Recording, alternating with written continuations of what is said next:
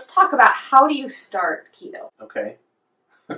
So the keto diet is unique. It's the only diet that shifts you from being a glucose burner to being a ketone burner. So what does that mean? What does it mean to burn ketones? Well, it means that we are metabolically flexible, right? So the body can convert fats into ketone bodies. Acetoacetate, acetate, beta-hydroxybutyrate, those are the ketone bodies. So, and they are an alternate fuel source for pretty much every cell in your body except for a few specific parts, which we touched on earlier. Like for men, the testes require some glucose. The mammalian part of your brain, what they call the lizard brain, requires some glucose. So what makes ketones better than glucose? They are less oxidatively stressful on the body. And why is that important? Because think about rusting from the inside out, right? That's how I like to think of it. So oxidative stress is hard on the body. Now every time your mitochondria burn glucose or ketones, there's oxidative stress. There is a role for oxidative stress in the body. When it cascades to the point of inflammation and disease is when it's out of whack, right? So what else about getting into ketosis? So how do we do that? Like what foods do we avoid? Well, we get rid of we get rid of grains. So if it's a grain, we don't eat it.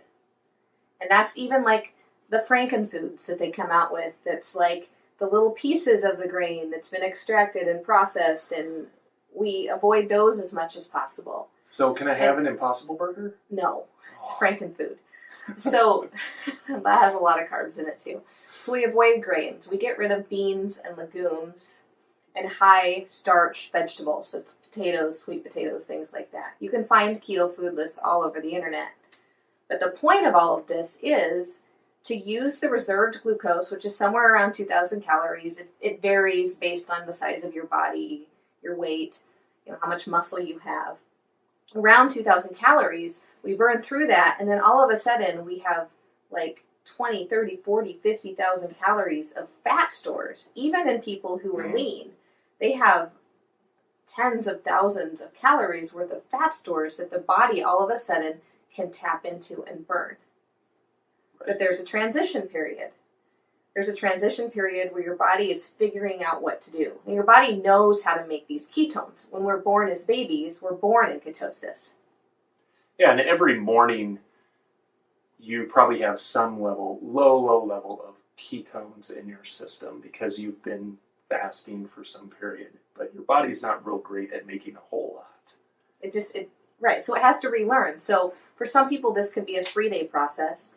For some people, it's a 7 or 10-day process. And that's when you're feeling tired, you're feeling run down, you feel off. Some people will refer to it as the keto flu. And so there's things you can do to avoid the keto flu, like bringing up your salt, your water, magnesium supplements, all kinds of different things like that. But the important part to realize is that those feelings of just feeling tired, so for some people, carb cravings are strong because their body's like, I want the glucose now, give me the glucose. So it's temporary. And a lot of people will quit halfway through that. So if you get to day 3 and you're struggling with that, I would just encourage you just to keep going. Find a keto food that you like. Maybe that's like a roasted nut, and snack on that. Yeah, that's what we see, like a keto crash plan, right? Find something that you like that you can either make a lot of and store it somewhere in your fridge. Or so like keto waffles, for example, you'll find 2 different keto waffle recipes on this channel. A lot of times when we transition back, that's something that we both love. So we'll make a big batch, stick it in the freezer. And so if we start to struggle, that's what we'll just go eat it. Because it's better to do that than to quit and go back to the carbs and start over, or maybe not ever even get there. It's kind of like, Melissa was saying, like, eating the things that keep you in ketosis rather than eating the things that got you to where you're at in the first place, right?